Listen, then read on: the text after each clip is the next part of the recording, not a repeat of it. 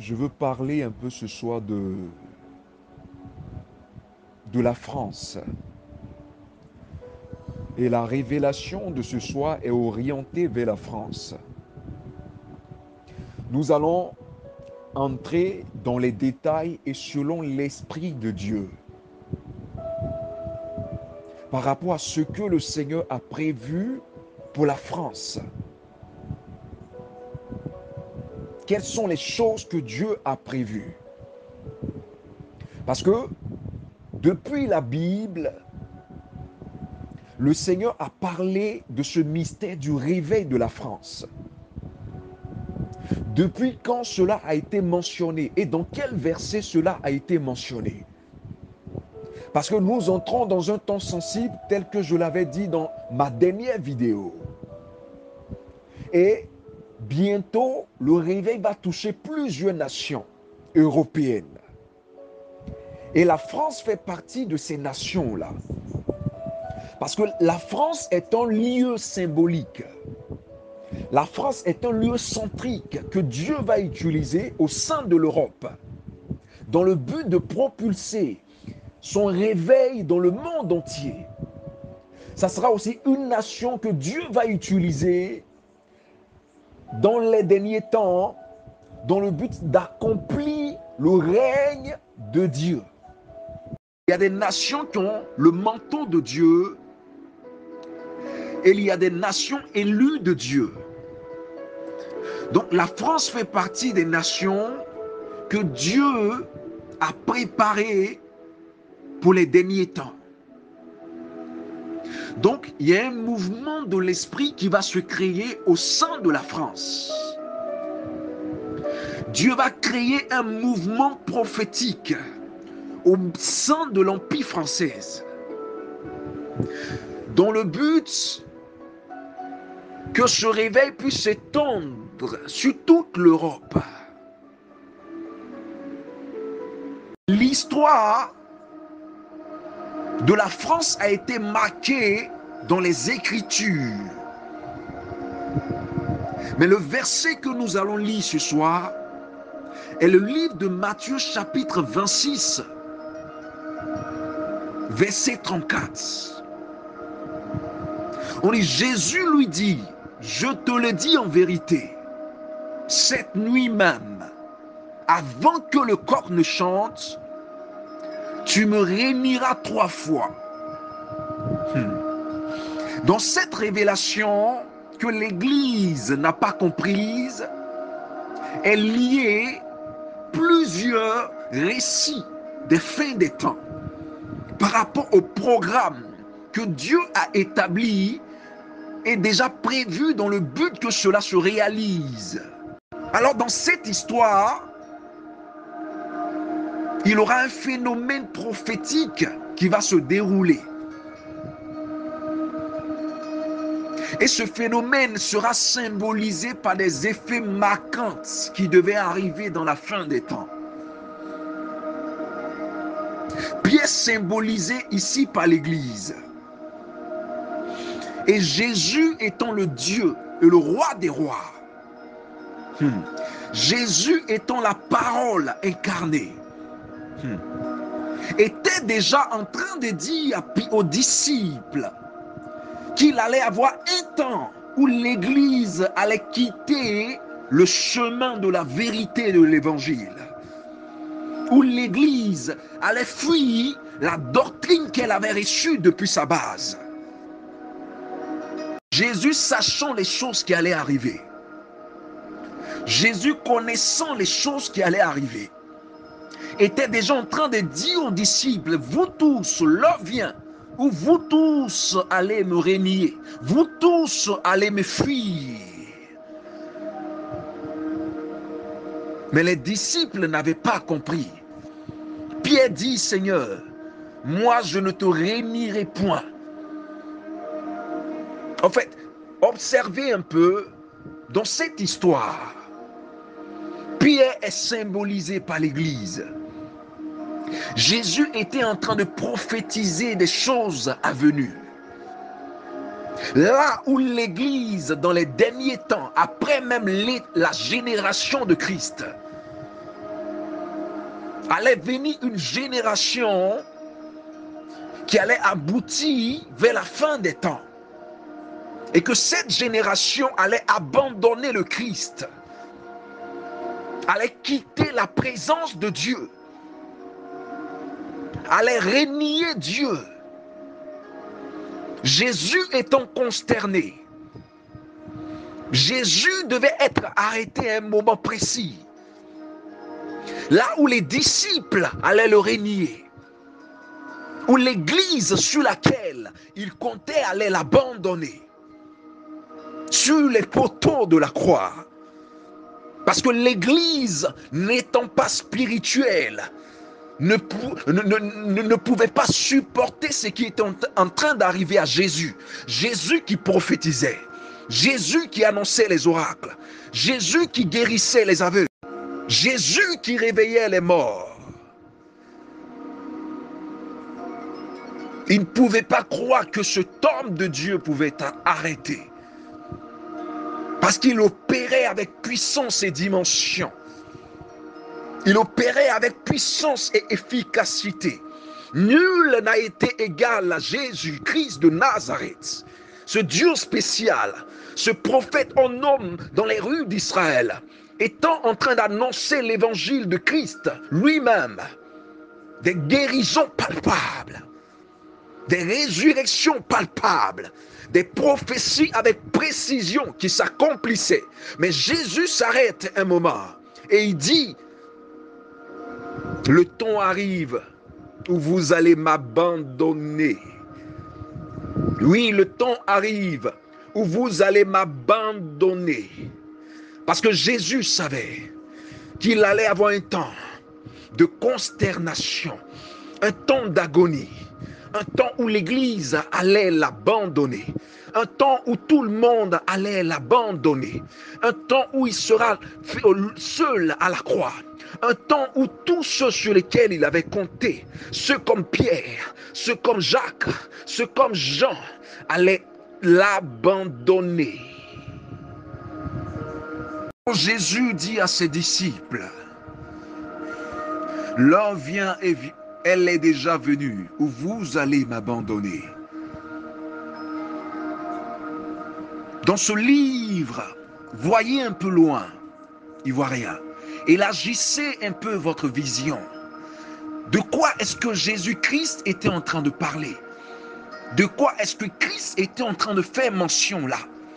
Le Seigneur était en train de donner une prophétie palpable, sans que les disciples ne sachent. Parce que le Seigneur étant Seigneur, était déjà dans l'agonie sans que les disciples ne sachent. Il était déjà en train de stresser par rapport à la situation qu'il allait affronter sans que les disciples ne sachent. Sa chair était en train de le réclamer. Les œuvres de la chair, la peur, le doute étaient en train d'être sémés dans son corps. Il savait qu'il allait être seul. Alors Jésus se mit à prophétiser. L'heure vient et le temps vient où vous allez m'abandonner. Et l'église qui est aujourd'hui de notre génération, sans le savoir, cette prophétie parlait aussi de cette église-là. Pierre et les apôtres, symbolisés par l'église actuelle. Pierre et les apôtres, symbolisés par l'église actuelle. L'église remplie des dons spirituels. L'église remplie de la présence de Dieu.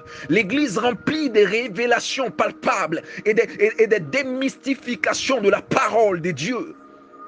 L'église étant arrivée à une étape de la maturité spirituelle, allait rencontrer, allait passer par une énigme, allait passer par un chemin difficile afin que l'église soit encore plus spirituelle comme Dieu le souhaite. L'église devait abandonner Christ.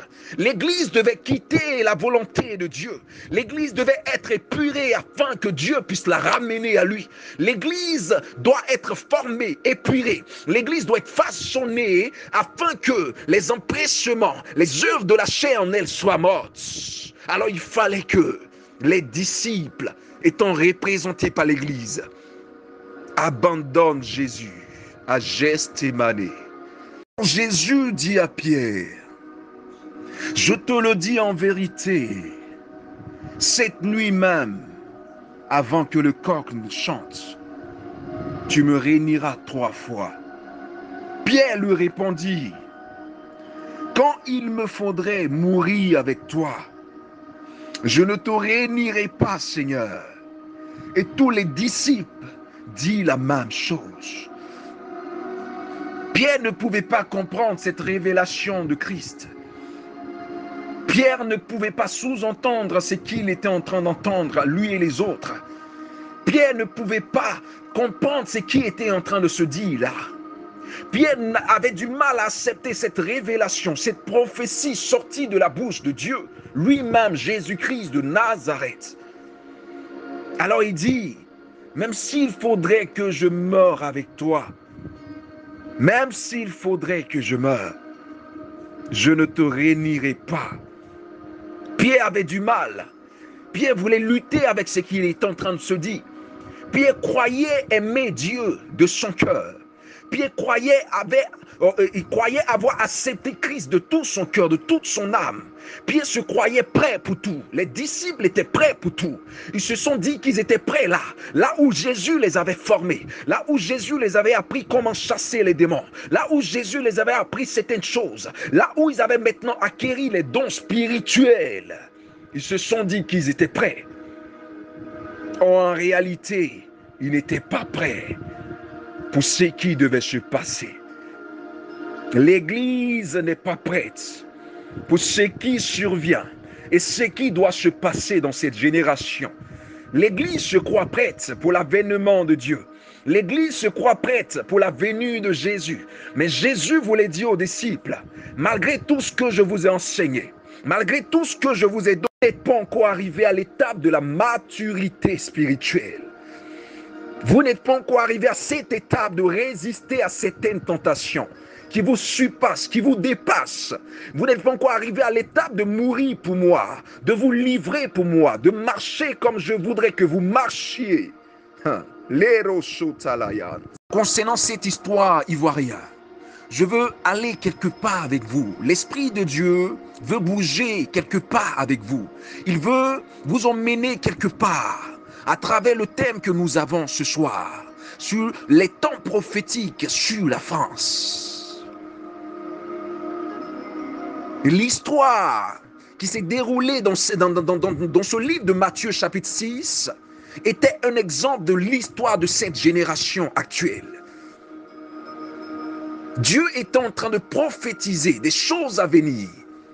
Dieu était déjà en train de proclamer et dire aux disciples des choses qui devaient se dérouler. Il était déjà en train de parler, annoncer leurs failles, leurs défauts, des choses, des qualités qu'ils devaient revoir, des choses qu'ils devaient encore revoir, des défauts surtout qu'ils devaient revoir, la position de l'Église qu'elle devait revoir. Parce que l'Église actuelle se dit prête pour recevoir Christ. Or, Christ dans son cœur savait que l'Église n'était pas prête.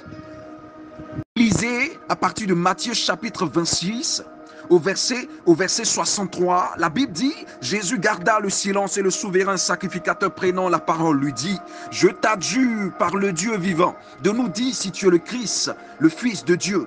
Jésus lui répondit, tu l'as dit. De plus, je vous le déclare, vous verrez désormais le Fils de l'homme assis à la droite de la puissance de Dieu et venant sur les nuées du ciel. Alors le souverain sacrificateur déchira ses vêtements, disant, il a blasphémé, qu'avons-nous encore besoin de témoins? Voici, vous venez d'entendre son blasphème, que vous ensemble. Jésus était en train d'être ligoté par l'armée romaine. Jésus était en train d'être ligoté par les faux prophètes, par les faux pasteurs, par des personnes qui se croyaient hommes de Dieu, par des communautés qui croyaient servir Christ, mais qui ne le connaissaient pas. Jésus était confronté à une foule de scribes et de pharisiens, à une foule de l'Empire romain, qui était en train de consterner notre roi, qui était en train de consterner ce Dieu-là. Jésus maintenant était en face de ce diadème, où il devait être confronté aux grandes synagogues du monde, à la grande justice de ce monde qui devait le condamner. Jésus était sûr seul. Les disciples n'y étaient pas. Personne ne pouvait être là. Jésus se sentait seul. Parce que là, Pierre, les apôtres l'avaient abandonné. Jésus avait déclaré qu'il l'abandonnerait. Et là, il était seul. Personne pour le sauver. Il criait, où est Pierre? Où se trouve Jean? Où se trouve l'apôtre Jacques? Où se trouve Nathanaël, celui dont j'ai parlé, que j'ai dit? Et en lui ne se trouve aucune fraude. Personne n'y était auprès de Jésus. Il était tout seul. Jésus se retrouvait seul, voyez. Jésus était seul dans cette situation, ivoirien. Jésus était là seul, personne à ses côtés. Il était livré à lui-même. Il était livré à ceux qui ne l'aimaient pas. Il était livré à ceux qui détestaient la parole, l'évangile de vérité. Ceux qui supportaient pas la vérité de l'évangile. De ceux qui se disaient chrétiens, des sectes pernicieuses, des personnes, le monde entier. L'humanité avait commencé à le ligoter. L'humanité avait commencé à se lever contre Jésus-Christ. Abandonné. Ivoirien, il était abandonné. L'Esprit de Dieu veut vous emmener quelque part ce soir. L'Esprit de Dieu veut aller dans la démystification de sa parole. L'Esprit de Dieu veut vous transporter quelque part. L'Esprit de Dieu, par cette prophétie sur la France, veut quelque part éveiller l'Église quelque part. Veut ramener l'Église à sa base actuelle. Veut rappeler l'Église ses défauts, ses lacunes. Veut emmener l'Église à prendre conscience de l'état dans lequel elle se trouve. Et de voir comment Jésus-Christ est ligoté lorsque l'évangile de vérité n'est pas annoncé. Vois comment il a tellement d'ennemis, assez d'ennemis, et que l'humanité étant venue, Jésus lui-même, pour livrer sa vie pour l'humanité. L'humanité l'a refusé. L'humanité l'a ligoté. L'humanité l'a humilié dans ce verset. On ne le reconnaissait pas comme le Dieu. L'humanité s'était tournée à d'autres choses. Jésus-Christ était seul. Où est Jacques? Où est Pierre? Où est Paul? Où sont les apôtres qui le suivaient? Il était seul à cet endroit. Il était seul devant l'épée. Il était seul devant les soldats. Giflé et bafoué, sa dignité n'avait plus même de chose. Il était humilié et même insemblable comme un humain. Il était seul là devant les gens. On ne le considérait même pas comme un Dieu. Il était là seul. L'Église qui devait le supporter. L'Église qui devait le soutenir. L'Église qui devait porter ce Dieu vivant, celui qui nous a sauvés, celui qui est venu pour sauver l'humanité, celui qui m'a sauvé, ce Jésus-Christ qui m'a racheté de ce monde. Lorsque j'étais autrefois un assassin, celui qui m'a supporté, celui qui m'a enlevé de ces liens de la folie, de ces liens de la force brutale, celui qui m'a enlevé de toute impudicité, ce Jésus-là a été ligoté. Même Jésus qui était venu livrer sa vie pour l'humanité. On le traitait de blasphémateur. Là-dessus, il lui crachait au visage et lui donnait des coups de poing et des soufflets en disant: Christ, prophétise-nous, dis-nous qui t'a frappé. Il était humilié. La Bible dit, il a porté la souffrance pour nous. Il s'est fait malédiction afin que nous bénéficions de la bénédiction. Ce Christ était seul. Et l'Église, bientôt, va abandonner ce même Christ-là. Ce que nos pères ont fait, l'Église fera plus que ce que ces personnes ont fait. L'Église va abandonner Christ lorsque l'Antéchrist sera là, lorsqu'il y aura une consternation sur les nations qui craignent Dieu, lorsqu'on cherchera ceux qui portent la parole de Dieu, lorsqu'il y aura une persécution intense. L'Église va abandonner Christ comme les apôtres l'ont abandonné.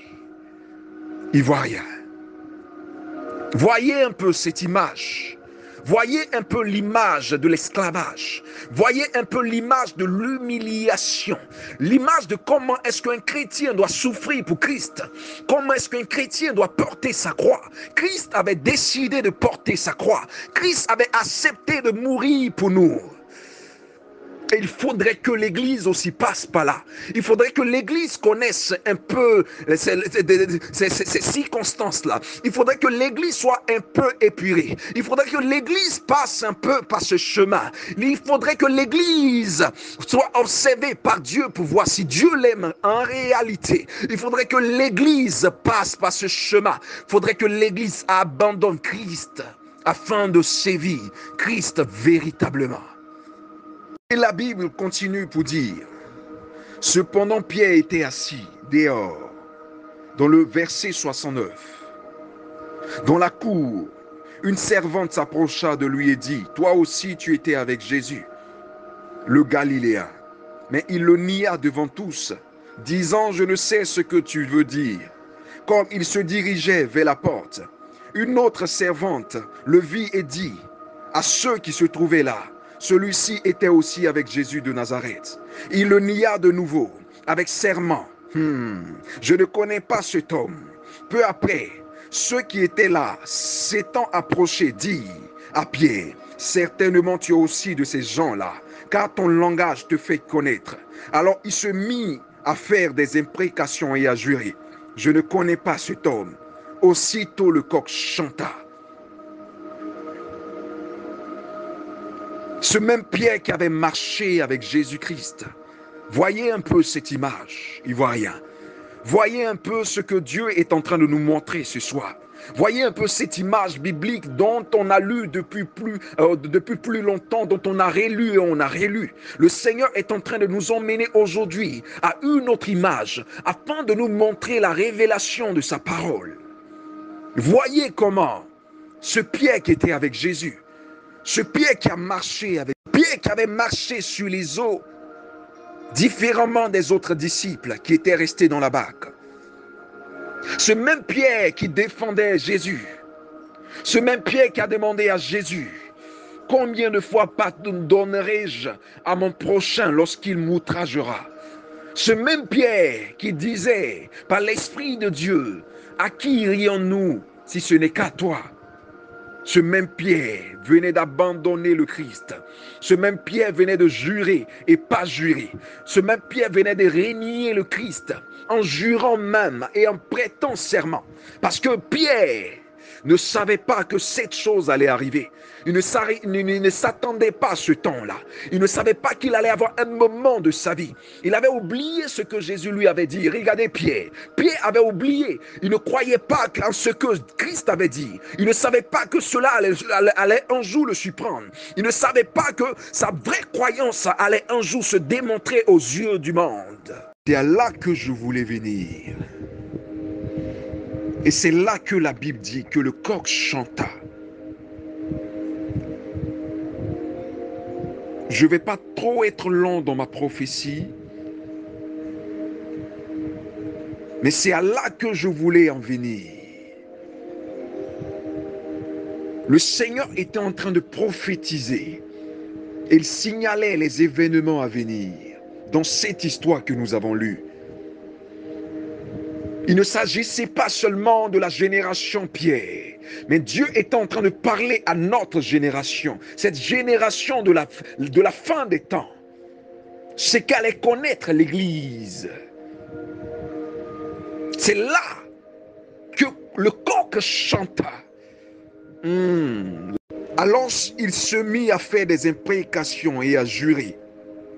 Au verset 74. Je ne connais pas cet homme. Aussitôt, le coq chanta. Dis avec moi, le coq chanta. Et Pierre se souvint de la parole que Jésus avait dite. Avant que le coq chante, tu me réuniras 3 fois. Et étant sorti, il pleura amèrement.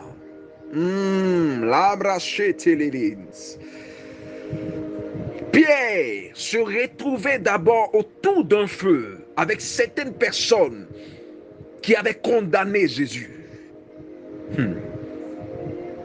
Ce qui veut dire, après l'arrestation de Jésus, la révélation, c'est que Pierre, étant représenté par l'Église, lui et les apôtres, avait abandonné Jésus mais c'était réallié à d'autres dieux. Parce qu'ils n'étaient plus dans la présence de Jésus-Christ de Nazareth. Ils avaient désormais renié le Christ, qui était le Rédempteur fidèle. L'Église avait abandonné Dieu. Alors ils se réunissaient autour d'un feu, là où Pierre était avec les personnes qu'il interrogeait. Ce feu était symbolisé et représenté par des dieux étrangers. La révélation de ce message, c'est cette révélation de l'Église actuelle qui réunira le Christ 3 fois, qui quittera la présence de Dieu en préférant d'autres dieux qu'il n'avait jamais connus. L'Église qui était l'épouse de Christ, l'Église actuelle qui est l'épouse de Christ, l'Église qui chante des louanges et des adorations à l'Éternel des armées. Cette Église dont Dieu parlait dans la Bible et il a dit, vous serez un signe pour moi dans le monde, parmi vos frères, parmi les nations. Cette Église qu'il a consacrée, sur laquelle il a fait couler son huile, afin qu'elle puisse le représenter, afin qu'elle marche comme lui, va bientôt l'abandonner. Va bientôt abandonner le Dieu qu'il avait pris de la boue jusqu'à la lumière. Lorsqu'elle était humiliée, méconnue,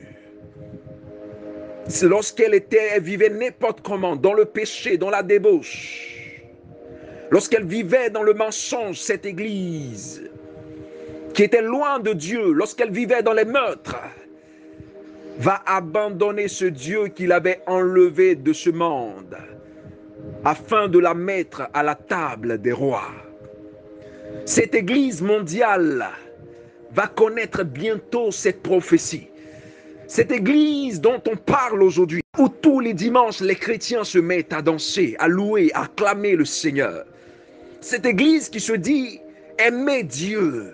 Cette Église qui se dit différente du monde, qui se dit prête à affronter toutes choses, va bientôt comprendre qu'elle n'était pas en réalité prête.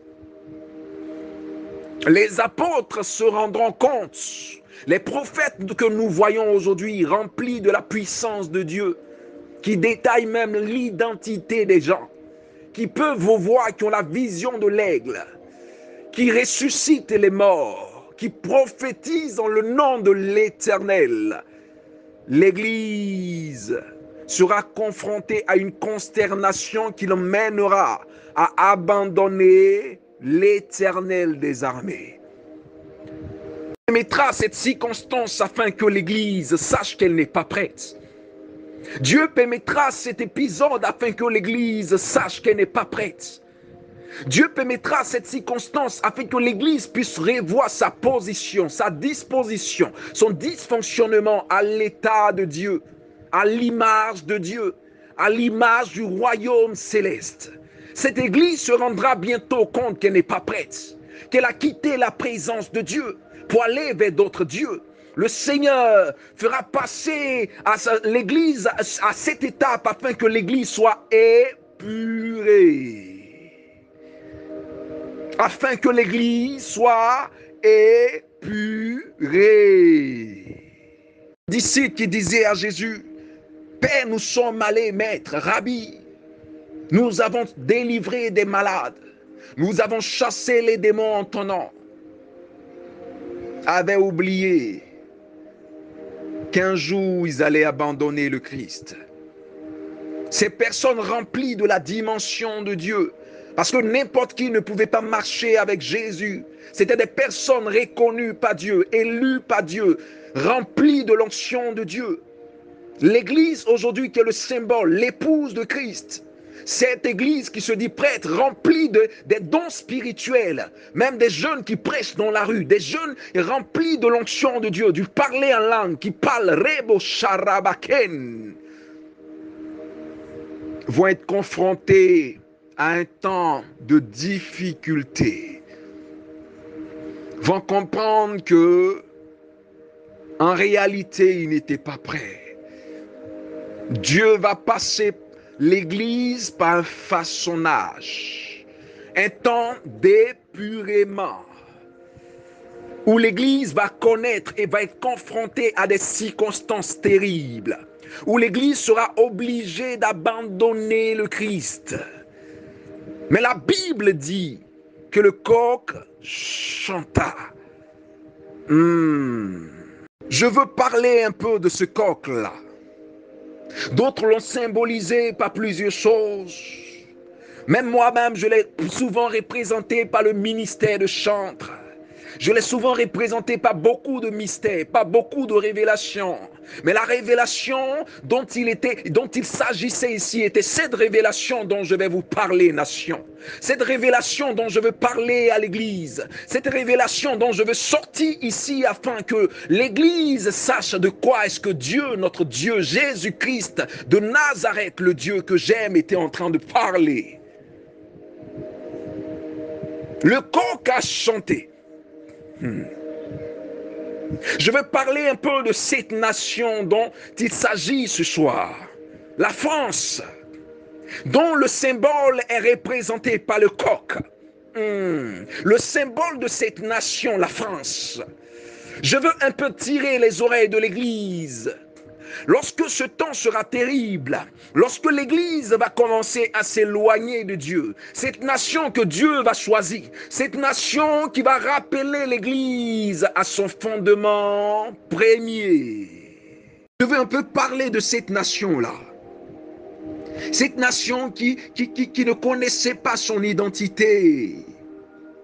Cette nation qui ne savait pas en réalité qui elle était. Cette nation du coq qui est représentée par la France. Cette nation de 67 422 241 habitants. Je veux parler un peu de cette nation qui a 551 695 km² de superficie, dont la Belgique est située au nord et l'Espagne au sud. Je veux parler un peu de cette France-là. Ivoirien, j'aimerais que vous m'écoutez un peu. Vous écoutez un peu la voix de l'Esprit de Dieu. Je veux parler un peu de cette nation dont l'Italie et la Suisse sont situées à l'ouest, dont le Mayotte et la Réunion sont situés à l'est de cette nation entourée de ces pays-là. Je veux un peu m'exprimer par l'Esprit de Dieu.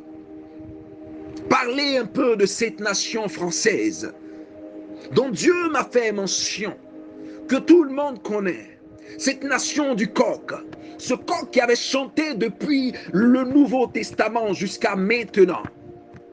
Ce même corps qui existe toujours, ce même corps qui n'est pas mort, ce même corps que Dieu va reprendre dans le but de l'orienter, de le situer, de le relever, afin que lorsque l'Église sera consternée, ce même corps puisse chanter afin de rappeler à l'Église qu'il avait repris de la boue, afin que l'Église retourne à son fondement premier, afin que l'Église se souvienne de son identité, parce que le coq avait fait de sorte à ce que Pierre se rappela de son identité réelle. Dieu choisira cette nation appelée la France, dans le but de ramener l'Église lorsque l'Église aura quitté la présence de Dieu. Je veux parler un peu aux Français. Je veux parler un peu à cette nation consternée spirituellement par toutes sortes d'idoles. Cette nation qui a été rabaissée jusqu'en bas, de sorte à ce que sa lumière ne soit pas vue. Cette nation tant combattue par plusieurs nations et même par le diable, qui est le plus grand ennemi de l'humanité. Je veux m'adresser un peu à cette nation-là. Il est temps que les Français prennent conscience de leur identité spirituelle. Je veux parler un peu de cette nation de Jacques Chirac. Je veux parler un peu de cette nation du général de Gaulle. Je veux parler un peu de cette nation de Alain Poher. Je veux un peu m'adresser un peu à cette nation-là. Je parle un peu à cette nation reconnue par Dieu. mais qui ne se rend pas compte de son identité. Dieu va choisir cette nation, la France, dans le but de libérer l'Église, dans le but de ramener l'Église. Cette nation qui a défendu les droits de l'homme depuis la Première Guerre mondiale jusqu'à la Deuxième Guerre mondiale. Lorsque l'Italie, l'Allemagne, l'Hongrie et la Serbie s'étaient mis en alliés dans le but de combattre l'humanité. Cette nation qui fut l'une des piliers avec le royaume britannique et certains royaumes de l'Europe tels que la Norvège et certaines nations qui s'étaient mis ensemble comme des alliés dans le but d'arrêter ce que Hitler était en train de faire. Cette nation qui a toujours défendu le droit de l'homme, la justice de l'homme, mais cette nation qui a été rabaissée et consternée par plusieurs idoles. Cette nation qui avait quitté la présence de Dieu, cette nation qui est l'État française.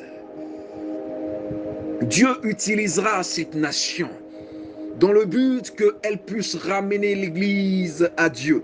Dieu utilisera cette nation afin que les Français puissent ramener l'Église à Dieu. Dieu va susciter une génération afin de susciter le réveil dans cette nation. Dieu va susciter une génération afin de susciter le réveil en France. Je parle à tous ceux qui se trouvent sur l'État et la terre française. Dieu a vu vos larmes, Dieu a vu vos lamentations et il avait prédit cela depuis cette Bible dans l'histoire de Pierre. Car c'est vous qui avez ramené et c'est vous qui ramèneriez encore l'Église à Jésus-Christ de Nazareth. Utiliser une génération pour bannir toutes les idoles. Dieu va utiliser une génération pour bannir toutes les idoles. On n'entendra plus parler du catholicisme. Cette nation tellement catholique, catégorique dans sa tête. Cette nation qui s'est éloignée de la véritable présence de Dieu. Dieu va tirer cette nation de loin. Dieu va tirer cette nation de loin afin de la ramener à la brèche, afin que cette nation puisse intercéder, puisse secourir les autres nations qui auront quitté la présence de Dieu. Lorsque la Côte d'Ivoire aura quitté la présence de Dieu, lorsque l'Israël aura quitté la présence de Dieu, lorsque les autres nations choisies de Dieu auront quitté la présence de Dieu, Dieu vous choisira afin de ramener toutes ses épouses à lui. Qui étaient les gens m'entendent ou ne m'entendent pas, que les gens m'écoutent ou ne m'écoutent pas, que les gens écoutent ce que l'Esprit de Dieu dit ou qu'ils ne l'écoutent pas, que ça le plaît ou ça ne le plaise pas. Dieu suscitera cette nation de la France. Dieu suscitera cette nation, la France. Dieu réveillera cette nation qui était endormie depuis des années, afin de créer un réveil. Je ne parle pas de ce que vous voyez maintenant. Ce que vous voyez, ce n'est pas le réveil. Dieu va créer un réveil puissant dans cette nation. Vous verrez et vous verrez de quoi je parlais. Retenez ces dates et retenez cette prophétie, car l'Éternel va secourir cette nation. Là, ce réveil s'étendra sur la province de Alpes-Côte d'Azur, qui est la ville de Marseille, non loin de l'AS de Monaco. Dieu étendra un réveil puissant dans cette ville-là, appelée Marseille. Il aura un réveil puissant dans cette ville-là. Cette ville remplie de délinquance. Cette ville remplie de meurtres. Cette ville remplie de brigandage. Dieu suscitera dans cette génération et il prendra des élus qu'il a élus depuis longtemps afin de propager la parole par des témoignages palpitants.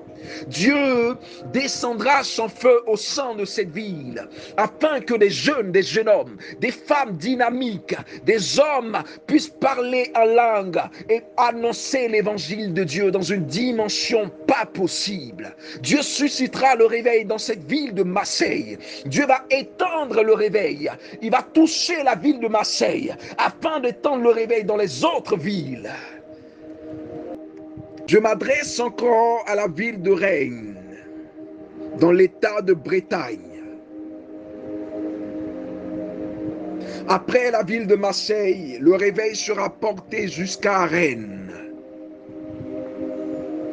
Après l'État de Rennes, le réveil sera porté jusqu'à Paris, appelé Île-de-France, au nord de la France précisément. Après ce côté, le réveil va s'étendre jusqu'à Bessanga, appelé Franche-Comté.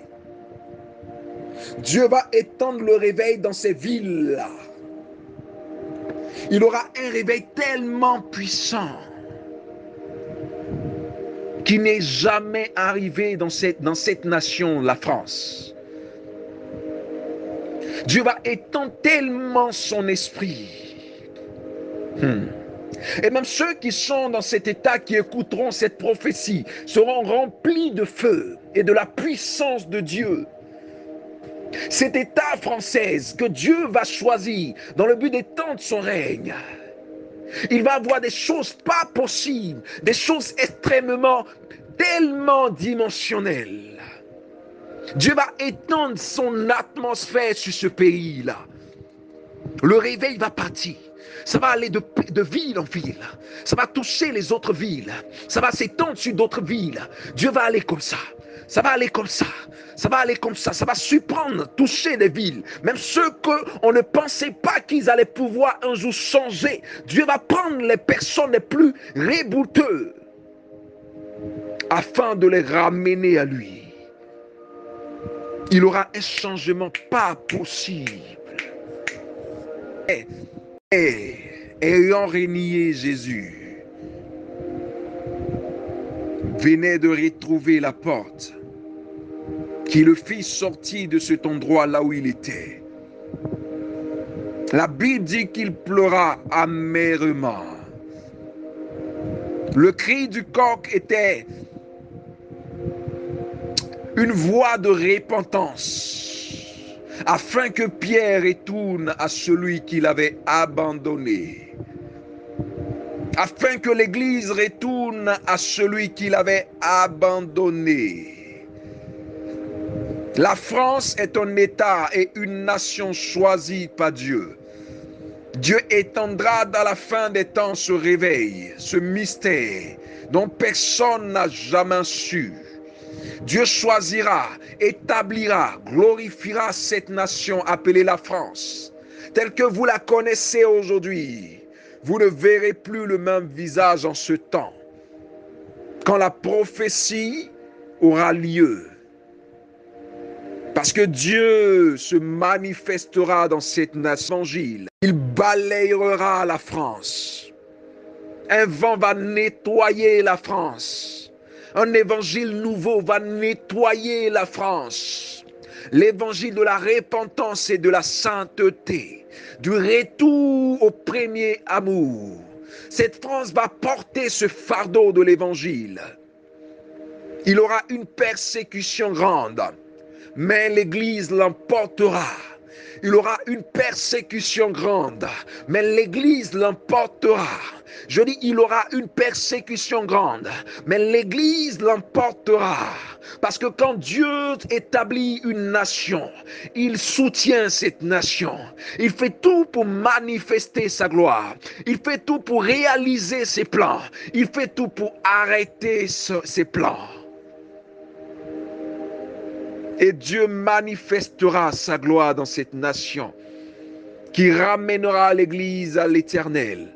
Lorsque Jésus était affligé, lorsque on crachait sur Jésus-Christ, lorsque Jésus-Christ était humilié, lorsque l'Église était abandonnée, Dieu emmènera la France afin de la soutenir. Lorsque les apôtres avaient abandonné Christ, lorsqu'ils avaient quitté les sentiers de la justice de Dieu, lorsqu'ils avaient quitté le chemin, la vérité et la vie, et s'étaient tournés vers d'autres idoles, et se tourneront encore vers d'autres idoles, cette France ramènera l'Église à Dieu.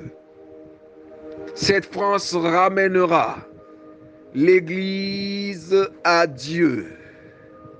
Que ceux qui entendent ce que dit l'Éternel écoutent. Que ceux qui ont des oreilles pour entendre ce que dit l'agneau de Dieu écoutent et entendent. Ainsi parle l'Éternel. Que Dieu vous bénisse. C'était la prophétie du jour.